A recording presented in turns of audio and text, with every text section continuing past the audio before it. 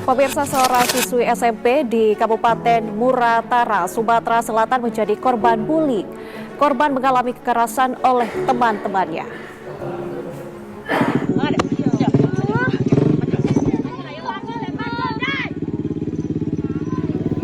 Pada kasus bullying ini terjadi di SMP atau sekolah menengah pertama yang sangat menjadi masalah. Mengapa?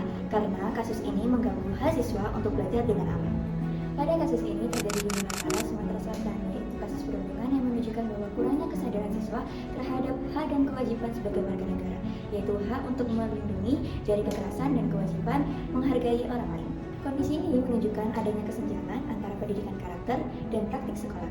Karena itu, kasus ini penting untuk menganalisis bullying dari perspektif hak dan kewajiban sebagai warga negara untuk menciptakan lingkungan yang aman dan ramah. Penulisan studi ini bertujuan untuk yang pertama, mendokumentasikan dan menjelaskan kronologi kasus serta fakta bullying di Muratara sebagai refleksi dan kondisi kekerasan antar siswa. Yang kedua, mengkaji kasus melalui perspektif hak serta kewajiban warga negara. Contohnya, untuk hak seperti mendapatkan keamanan, hak mendapatkan perlindungan, serta kewajiban menghargai orang lain. Yang ketiga, menganalisis dampak dan ancaman yang timbul akibat bullying terhadap korban. Yang keempat, memberikan rekomendasi solusi baik jangka pendek maupun jangka panjang untuk mencegah bullying dan melindungi hak siswa di masa depan. Selanjutnya, definisi dan bentuk bullying. Bullying sendiri adalah salah satu tindakan agresif yang dilakukan secara fisik, verbal, sosial, kombinasi yang melibatkan ketidakseimbangan antara pelaku dan korban. Penelitian menunjukkan di SMP banyak bullying berupa kekerasan fisik, verbal, pengucilan, hingga pelecehan sosial atau emosional. Selanjutnya, dampak terhadap korban. Korban bullying sendiri bisa berdampak serius bagi kesehatan mental dan emosional seperti depresi, trauma, kecemasan, penurunan prestasi akademik, hingga hilangnya rasa aman di sekolah. Selanjutnya adalah faktor penyebab bullying. Faktor yang memicu bullying antara lain adalah ketidakseimbangan kekuasaan, norma sosial negatif, tekanan teman sebaya, kurangnya pengawasan dari sekolah, dan lemahnya pengawasan dari orang tua atau instansi pendidikan. Selanjutnya adalah peran lingkungan sekolah dan masyarakat. Pencegahan bullying memerlukan partisipasi aktif antara orang tua, sekolah, dan masyarakat lewat pendidikan moral, penegakan aturan, hingga pelayanan psikologis bagi pelaku dan korban. Selanjutnya, analisis ancaman berdasarkan fakta dan literatur. Berikut ancaman dari kasus di Muratara. Yang pertama, ancaman bagi hak korban. Yang kedua, ancaman terhadap lingkungan sosial. Yang ketiga, ancaman terhadap kesehatan mental dan masa depan seseorang. Dan yang terakhir, ancaman bagi penegak hak dan kewajiban warga negara. Yang pertama, ancaman terhadap hak korban. Korban mengalami kekerasan fisik maupun psikologis. Korban tidak memiliki rasa aman di lingkungan rumah, sekolah, maupun sosial. Yang kedua, ancaman terhadap lingkungan sosial. Lingkungan sekolah dan komunitas bisa kehilangan kepercayaan siswa dan orang tua, merasa tidak aman, mengurangi rasa solidaritas dan ketakutan.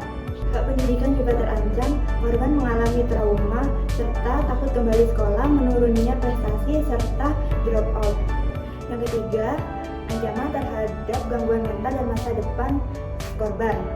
Resikonya, stres, cemas, gangguan tidur, gangguan mental jangka panjang jika tidak mendapatkan penanganan. Yang terakhir, ancaman bagi penegakan hak dan kewajiban warga negara. Jika bullying dianggap sepele, maka norma pun lemah dan kewajiban warga negara pun terabaikan. Selanjutnya ada rumusan solusi.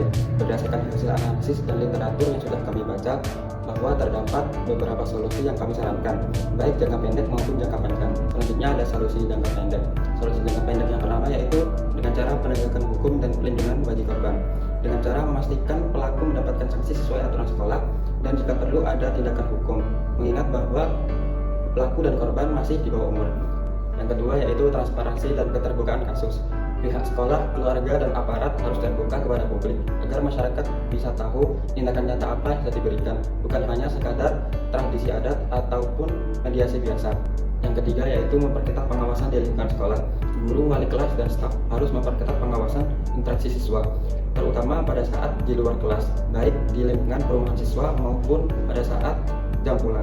Yang keempat yaitu pendidikan dan penyuluhan segera. dengan cara melakukan sosialisasi tentang bahaya bullying, hak warga terutama mahasiswa, dan kewajiban menjaga keamanan serta menghormati sesama. Selanjutnya ada solusi jangka panjang. Solusi jangka panjang yang pertama yaitu membuat program anti-bullying dan lingkungan sekolah yang aman dengan cara membangun budaya sekolah yang menghargai hak dan martabat setiap siswa, misalnya melalui sekolah ramah anak, kode etik, dan komitmen bersama guru, siswa, dan orang tua.